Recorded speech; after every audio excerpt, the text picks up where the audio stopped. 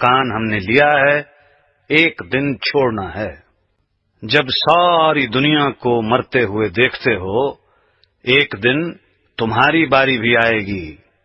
جس دن یہاں سے جانا ہے، نہ یہ دھن ساتھ جائے گا، نہ بیٹے بیٹیاں ساتھ جائیں گے، کیول شبد اور ستگرو ساتھ جائیں گے۔ لیکن پورا ستگرو ملا نہیں، جسے ستگرو نہیں ملا اسے یمدوت لے جائیں گے۔ کہتے ہیں اگر گھر میں تمہارے پاس دھن دولت بڑھ جائے تو سادھ سنگت کی سیوا میں لگاؤ۔ کبیر صاحب کہتے ہیں جو جل باڑھ ہے ناو میں، گھر میں باڑھ ہے دام، دو ہاتھ لیچیے یہی سجن کو کام۔ کشتی دریا میں جا رہی ہے، اگر کشتی میں پانی آنا شروع ہو جائے تو سیانا آدمی وہی ہے جو دونوں ہاتھوں سے باہر نکالنا شروع کر دے، کشتی پار لگ جائے گی، نہیں تو اس کے ڈوبنے میں کوئی شک نہیں۔ اسی طرح اگر گھر میں روپیہ بڑھنا شروع ہو جائے تو مناسب یہی ہے کہ اس میں سے کچھ حصہ خیرات یعنی دان یا گرو کی سیوا میں خرچ کرو تو دھن سفل ہوگا۔ کہتے ہیں اگر تمہارے پاس دھن دولت بڑھ جائے تو کیا کرو؟ اگر برے کاموں میں، وشے وکاروں میں خرچ کرو گے تو نرکوں میں جانے کا سامان کرو گے، اگر اچھے کاموں میں خرچ کرو گے تو کمائی سفل ہوگی۔ شریشٹھ دھن کون سا ہے؟ جو گرو کی سیوا میں خرچ ہوتا ہے، لیکن گرو ششیہ کی سوئی تک نہیں لیتا، اگر لیتا ہے تو گرو نہیں۔ اب یہ ستسنگ گھر بنا ہے، اس میں آپ بیٹھے ہو، آرام کرتے ہو۔ گرو نانک صاحب کہتے ہیں گر پیر سدائے منگن جائے، تاکہ مول نہ لگیے پائے، کال کھائے کچھ ہتھوں دے، نانک راہ پچھانے سے۔ اپنی نوکری کرے، کھیتی یا مزدوری کر کے اپنے بال بچوں کو پالے۔ سنت نام دیو جی نے کپڑے رنگے، گرو ارجن صاحب نے چھرٹا بسایا، گرو تیغ بہادر نے کیرت پور آباد کیا۔ ششیوں کا دھن گرو اپنے کھانے پینے پہننے میں خرچ نہیں کرتا، گرو کے پاس نام کا دھن ہے۔ دنیا کے دھن کا اسے کیا کرنا ہے؟ ہاں، وہ چاہتا ہے کہ سادھ سنگت کی سیوا میں لگ جائے۔ پشاور میں بابا کہن رہتا تھا، جب میں پشاور جاتا تھا وہ ہر بار مجھ سے کچھ نہ کچھ روپے مانگتا تھا اور لے کر بچوں اور غریبوں میں بانٹ دیتا تھا۔ میں لڑائی میں گیا، وہاں راشن سرکاری تھا اور بھتہ وغیرہ ملا کر 2000 روپے لایا۔ جب اس بابا کے پاس پہنچا تو کہنے لگا کہ مجھے اس بار 20 چٹے چٹے یعنی سفید سفید اور گول گول لینے ہیں۔ میں نے کہا بابا تو لالچی ہو گیا ہے۔ اس نے دوبارہ کہا کہ 20 لینے ہیں چٹے چٹے۔ میں نے نکال کر آگے رکھ دیے۔ کہنے لگا اٹھا لو، تمہارا دل ٹوٹ جائے گا۔ دیکھ لو میں آپ نہیں کھاتا، یہ دیکھو میں تمہارے سامنے غریب لڑکے لڑکیوں میں بانٹ دیتا ہوں۔ میں چاہتا تھا کہ تمہیں یہ روپے ہضم ہو جائیں۔ اگر روپیہ سادھ سنگت کی سیوا میں لگتا رہے، گرہستی پر نہ کبھی مقدمہ بنتا ہے نہ کوئی بیماری آتی ہے، نہیں تو کوئی مقدمہ پڑ گیا، بیماری آ گئی، حساب وہیں کا وہیں رہ گیا۔ جس کے پاس نام کی دولت ہے وہ دنیا کی فنا دولت سے کب پیار کرتا ہے۔ گرو تجھ پر اپکار کرتا ہے، بھوکے کو پیاسے کو دلواتا ہے۔ کوئی مکان بنوا دیا تاکہ اس کا روپیہ سارتھک ہو جائے۔ جو دولت اس طرح نکلتی رہتی ہے وہ آدمی کی اپنی ہے۔ ایک فقیر کا قاعدہ تھا، وہ جس گاؤں میں جاتا تھا روٹی اس کے گھر سے کھاتا تھا جس کی حق کی کمائی ہوتی تھی، یعنی وہ پہلے یہ پتہ کر لیتا تھا۔ اتفاق سے ایک دن ایک جنگل سے جا رہا تھا، ایک آدمی ملا، اس سے پوچھا کہ اس ساتھ والے گاؤں میں کوئی حق کی کمائی والا شخص ہے؟ اس نے کہا کہ فلانا ساہوکار ہے۔ پھر پوچھا کہ اس کے پاس کتنا روپیہ ہے؟ کہنے لگا کہ 1 لاکھ کے قریب۔ اس کے کتنے پتر ہیں؟ 4۔ جب وہاں پہنچا کہا کہ لالا جی روٹی کھانی ہے۔ ساہوکار نے کہا کہ آؤ جی مہاتما جی، بڑی خوشی سے کھاؤ۔ فقیر نے کہا 2 باتیں آپ سے پوچھنی ہیں۔ حکم کرو، ساہوکار نے کہا۔ آپ کے پاس کتنا روپیہ ہے؟ ساہوکار نے جواب دیا 40-50 ہزار۔ پھر پوچھا آپ کے کتنے پتر ہیں؟ ساہوکار نے جواب دیا 1۔ مہاتما اٹھ کر چل پڑا۔ ساہوکار نے ہاتھ جوڑ کر عرض کی کہ مہاتما جی ناراض ہو گئے، چل کیوں پڑے؟ مہاتما جی بڑے کرودھ سے کہنے لگے، میں نے تو تمہیں دھرماتما سمجھا تھا، حق کی کمائی کرنے والا سمجھا تھا، تم تو جھوٹ کی گٹھری ہو۔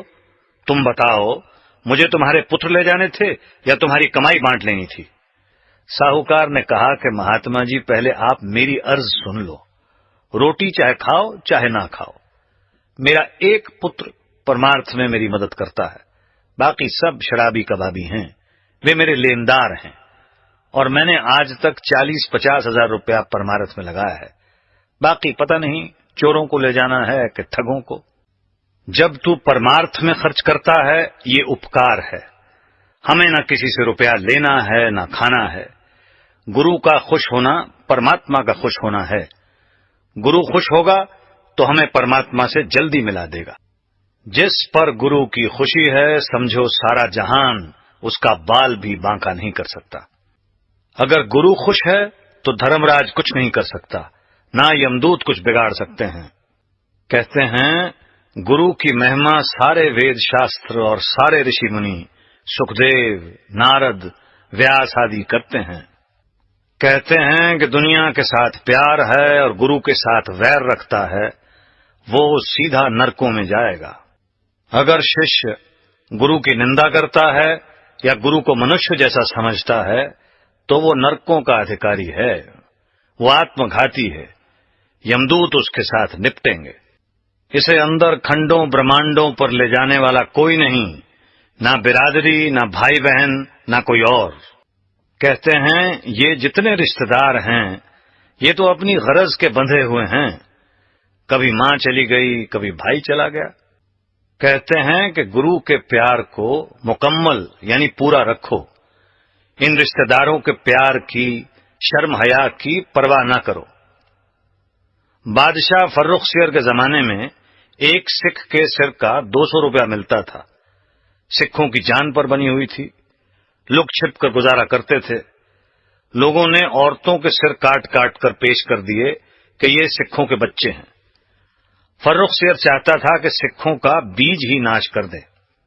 اتفاق سے جنگل میں چھپے ہوئے 400-500 سکھ فوج نے پکڑ لیے، انہیں بادشاہ کے سامنے پیش کیا۔ بادشاہ نے ان کے قتل کا حکم دے دیا۔ ان میں ایک سکھوں کا چھوٹا سا لڑکا تھا، وہ 4-5 خاندانوں میں ایک ہی تھا۔ اس کی ماں کو پتا چلا، وہ وزیر کی عورت سے ملی، وزیر کی عورت نے وزیر کو کہا، وزیر نے بادشاہ سے کہا، بادشاہ نے کہا کہ اگر یہ کہہ دے کہ میں سکھ نہیں تو میں چھوڑ دوں گا۔ جس وقت وہ سارے سکھ بادشاہ کے سامنے آئے اس عورت نے کہا کہ یہ لڑکا میرا ہے۔ بادشاہ نے اس لڑکے سے کہا کہ تو کہہ دے کہ میں سکھ نہیں۔ لڑکے نے کہا میں سکھ ہوں، میں سکھ ہوں، میں سکھ ہوں، آج اللاد سب سے پہلے مجھے قتل کر تاکہ میری ماں کو دیر تک دکھی نہ ہونا پڑے۔ اس قدر وشواس اور بھروسہ ششیوں کے اندر ہونا چاہیے۔ کیسی زبردست گرو بھکتی ہے۔ گرو دنیا میں سہایتا کرتا ہے اور اندر کھنڈوں برہمانڈوں میں بھی مدد کرتا ہے۔ کال بھگوان بھی گرو کے ششیوں کو چھیڑ نہیں سکتا، ڈرتا ہے۔ ایک ساہوکار نمبردار کا قاعدہ تھا کہ وہ اپنے آسامیوں سے سود در سود لیا کرتا تھا۔ ایک دن وہ ایک زمیندار کے گھر اپنے نئے معاملے کا فیصلہ کرنے گیا۔ زمیندار نے بہت زور لگایا لیکن اس نے ایک نہ مانی۔ اس کے پشو، بچھڑے اور جو اناج تھا سارا ہی بیاج میں گنگنا لیا، ایک کوڑی نہ چھوڑی۔ زمیندار نے بھی دل میں کہا کہ اچھا لالا اب جا اور اپنا بستر لے جا۔ وہ مزدور ڈھونڈتا پھر رہا تھا کیونکہ زمیندار نے اس کے سلوک سے مزدور لا کر نہیں دیا تھا۔ اب گاؤں میں مزدور کہاں سے ملے؟ ایک مہاتما بیٹھا بھجن کر رہا تھا، وہ کہنے لگا کہ میں تمہارا بستر لے چلتا ہوں، پر ایک شرط ہے کہ یا تو مالک پرماتما کے بھجن سمرن کی باتیں کرتا چل اور میں سنتا جاؤں گا، یا میں کرتا چلتا ہوں اور تو سنتا جا۔ لالا نے سوچا کہ یہ کون سی مشکل بات ہے، یہ باتیں کرتا جائے گا، میں ہاں ہاں کرتا جاؤں گا۔ اس مہاتما نے اس کا بستر اٹھا لیا اور دونوں باتیں کرتے ہوئے چل پڑے۔ جب اس کا گاؤں آ گیا، سادھو نے کہا کہ لو لالا جی میں اب جاتا ہوں۔ سادھو نے دل میں سوچا کہ یہ کیا یاد کرے گا کہ میرا کسی سادھو سے واسطہ پڑا، اسے کچھ کرامات دکھانی چاہیے۔ سادھو نے کہا کہ آج سے اتنے دن کے بعد تیری موت ہو جائے گی، تیری ساری عمر میں کوئی شریشٹھ کرم نہیں، یہ جو 1 گھنٹہ میرے ساتھ باتیں کی ہیں یہ ہے شریشٹھ کرم۔ تجھے یمدوت لے جائیں گے اور پوچھیں گے کہ تجھے اس 1 گھنٹے کے ستسنگ کا پھل پہلے لینا ہے کہ بعد میں۔ تو کہنا کہ پہلے، اور پھل یہ مانگنا کہ مجھے اسی مہاتما کا درشن کراؤ، پھر جو ہوگا تو دیکھ لے گا۔ جب موت آئی، دھرم راج کے یمدوت آئے اور ساہوکار کو پکڑ کر لے گئے۔ جب پیش ہوا، دھرم راج نے چترگپت کو کہا کہ اس کا اعمال نامہ یعنی کرموں کا لیکھا دیکھو۔ انہوں نے کہا کہ اس کا کوئی شریشٹھ کرم نہیں۔ دھرم راج نے پھر کہا کہ پھر دیکھو شاید کوئی شریشٹھ کرم ہو۔ انہوں نے وچار کر کے کہا کہ ایک مہاتما کے ساتھ اس نے 1 گھنٹہ باتیں کی ہیں، ستسنگ کیا ہے۔ دھرم راج نے پوچھا کہ تو اس کا پھل پہلے لینا چاہتا ہے کہ بعد میں؟ ساہوکار کہنے لگا کہ پہلے دے دو، اور یہ کہ جہاں وہ مہاتما ہے مجھے وہاں لے چلو۔ باہر سے مہاتما کا شریر یہاں اس دنیا میں ہوتا ہے، لیکن ان کی صورت کھنڈوں برہمانڈوں پر رہتی ہے۔ یمدوت ساتھ گئے اور وہاں لے گئے۔ مہاتما نے کہا بھائی ساہوکار تو آ گیا ہے؟ ساہوکار نے کہا کہ جی ہاں آپ کی کرپا سے آ گیا ہوں، پر وہ یمدوت باہر کھڑے ہیں۔ اب جہاں مالک کا بھجن سمرن ہو وہاں یمدوت نہیں جا سکتے۔ ساہوکار کو اندر گئے کافی دیر ہو گئی، اس کا 1 گھنٹے کے ستسنگ کا پھل ختم ہو گیا۔ یمدوت باہر کھڑے ہیں اور آوازیں اور اشارے دے کر بلاتے ہیں، لیکن وہ باہر نہیں آیا۔ یمدوت آخر ہار کر چلے گئے اور دھرم راج کے آگے جا کر شکایت کی کہ اجی وہ نہیں آتا۔ دھرم راج نے کہا کہ وہاں نہ میرا گزارا ہے نہ تمہارا، اس لیے اب تم اس کا خیال چھوڑ دو۔ سادھوؤں کے 1 منٹ کے ستسنگ کے برابر کوئی کرم نہیں۔ ستسنگ سے کال بھی ڈرتا ہے، دھرم راج بھی۔ اسی سلسلے میں گرو ارجن دیو جی فرماتے ہیں، جہ سادھو گوبند بھجن کیرتن نانک نیت، نہ ہو نہ توں نہ چھٹ ہے نکٹ نہ جائیو دوت۔ دھرم راج کے یمدوت تو کیول موت کے وقت آتے ہیں، پر یہ رشتہ دار تو زندہ یمدوت ہیں، ان کے لیے کیا کیا نہیں کرنا پڑتا۔ ہاں، بال بچے چھوڑنے نہیں، ان کے ساتھ ویوہار رکھنا ہے، لیکن جو اصلی پیار ہے وہ گرو کے ساتھ ہونا چاہیے۔ ست گرو، ستسنگ اور نام کی کمائی کرو، اس دولت کو بھی ساتھ ساتھ اکٹھا کرتے جاؤ اور ساتھ ساتھ گرہستھ بھی نبھاؤ۔ کلیگ میں مکتی کے 3 اصول ہیں، اول گرو، دوسرا ستسنگ اور تیسرا نام کی کمائی۔ سارا گرنتھ صاحب ان تینوں کی مہما کرتا ہے۔ ان سے مکتی ہو سکتی ہے، جنم مرن ختم ہو سکتا ہے اور دنیا میں بھی سکھ لے سکتے ہو۔ گرو نانک صاحب، کبیر صاحب اور دوسرے جتنے مہاتما ہوئے ہیں، سارے یہی کہتے آئے ہیں کہ جتنے سکھ ہیں 4 دنوں کے ہیں۔ نہ دھن ساتھ جاتا ہے، نہ یہ بادشاہت، اور نہ ہی حکومت ساتھ جائے گی۔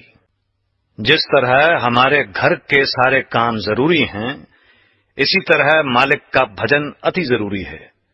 اس لیے 100 کام چھوڑ کر بھی مالک کا بھجن کر لو۔